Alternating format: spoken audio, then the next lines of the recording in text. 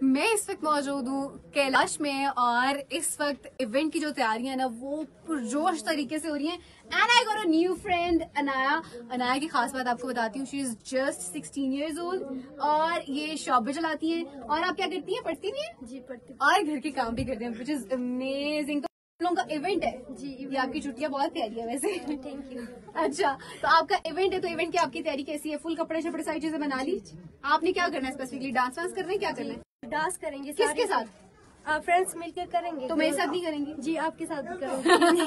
So you guys could come as well اور you guys could see their culture جو کہ پاکستان کا قدیم ترین کلچر ہے, شاید صدیوں پرانا کلچر ہے. اچھا, آپ کو ایسے مزہ آتا ہے اس ایونٹ کا؟ جی مزہ. enjoy it? That is amazing. So I want you guys to be there as well کیونکہ یہاں پہ آپ کو بہت سارے مختلف رنگ جو ہیں پاکستان کے وہ نظر آنے والے ہیں اور آپ کو انایا جیسی اور بہت سارے لوگوں سے ڈیفینیٹلی میں ملوا رہی ہوں گی. And you could see it exclusively on discover Pakistan. ان سب لوگوں کو کہہ دیں آ جائیں. نہیں شرماتی ہیں ایکچولی, شرماتے ہیں, کوئی بات نہیں. میں آپ کو کہہ دیتی ہوں, آپ لوگ ایونٹ پہ آئیے گا, بہت مزہ آئے گا.